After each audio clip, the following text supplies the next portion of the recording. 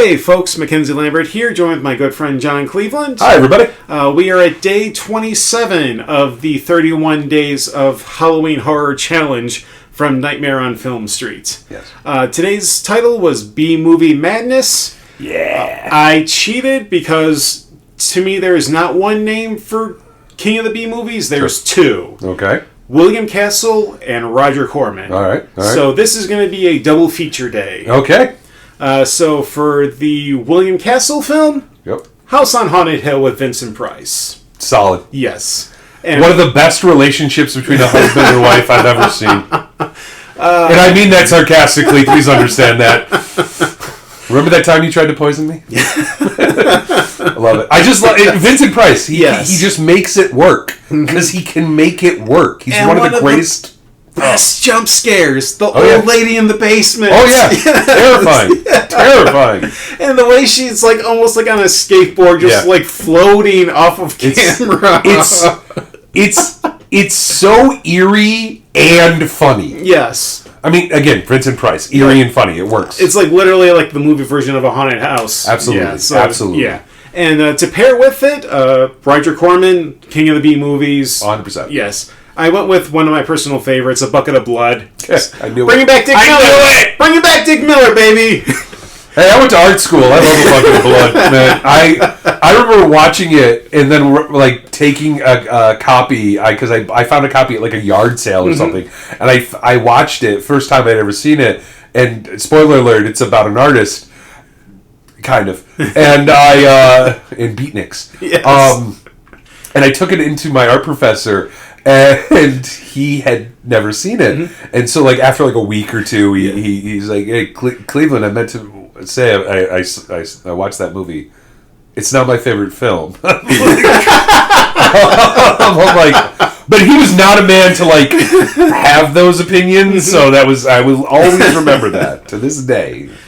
And just the fact that it keeps escalating, like there is a great anticipation for this film. Like as it progresses, you're like, oh god, what's he gonna do next? Oh yeah, it's also incredibly influential. Like people don't realize how many films are kind of soft remakes. Yeah. Yep. I mean, to this day, I remember. I think Netflix made a film last year, or maybe it was a couple years ago, where it was like art dealers with Jake Gyllenhaal. I watched it. And I'm like, this is A Bucket of Blood. Yeah. It's about an artist trying to like somehow fit in and murder happens out of that. And so there's I think one of the anthologies has a segment about an artist who uses like blood to paint with the paint and stuff. And there was also the Vault of Horror where the artist gets a voodoo curse on his hand and he makes paintings of his enemies. Yes. So it's influential. Just incredibly so. Incredibly so. All right. So that's my double feature: Castle and Corman. Okay. I actually focused on one, but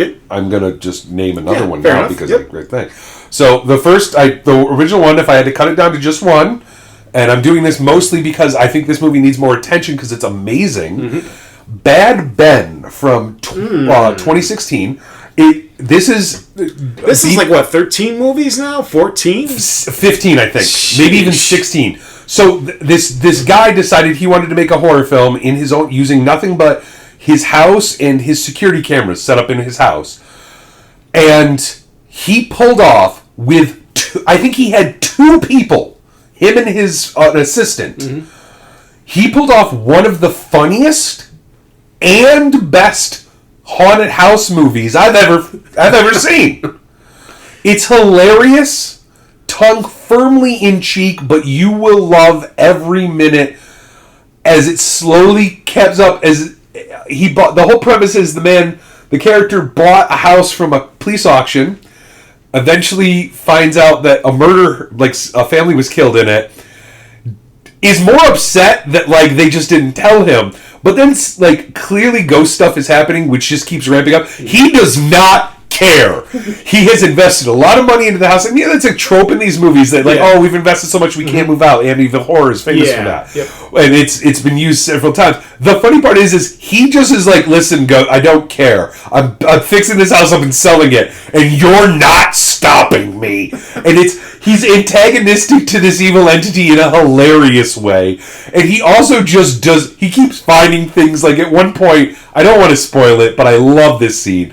At one point, he finds like an urn and a little like ritual like offering in the attic, and he just goes, like, he accidentally spills the urn, and in the urn ashes, the ghost writes out, like, not your house. And he just goes, well, yeah, it is, I bought it, and smears the ash. These are dead people's ashes that he just watched a ghost write words into. Screw that. Just wipes it away. It is my house. I bought the deed. And he does not care, and I love every minute of it. And the part that's even funnier or cooler or whatever is he's made, like, 15 of these, almost all with a very similar premise, just adding a little bit here or there, and they're all good.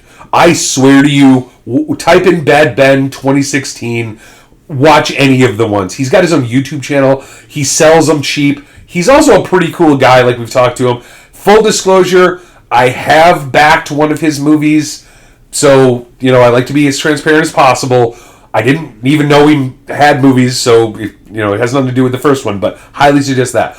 Also, for B movies, and this is more of an arguable point, but if I get to add another one in here, I also am a gigantic fan of Psycho Goreman. More recent, made by the like Astrid Video. Yeah.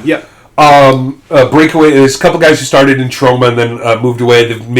They did Father's Day. They did Father's Day. Very weird films, I think. But the only way to describe Psycho Goreman is imagine if Guar directed a Power Rangers movie. The whole premise, just make it real quick for you. An intergalactic, like, conquering demon is, like, bound up in chains and just dumped on Earth because they don't care. He's buried centuries and centuries of millennia ago. He's digged up by two kids in their backyard. And the one girl, and this is the thing about Psycho Goreman, you're either going to love it or you hate it. Yeah. She is a 13-year-old brat that, because of the gem she collects from the box he's contained, completely is in control of an intergalactic space-conquering demon monster with telekinetic powers who hates mankind. And then she just uses him to do stuff, and he hates it, and it's hilarious. I will watch, it is, both Bad Ben and Psycho Goreman are movies that if you were like, hey, you want to watch them right now? Yes, I do. We're watching them. They are cheesy. They know they're cheesy. They're B movies front to back, and I know B movies mean different things to different people and stuff, but they are not meant to be taken seriously, but they're not bad. They are just not a big Hollywood release. Highly suggest both of them. Watch either. And if you want more bad movies, I could name thousands. So, I'll just keep it at those two.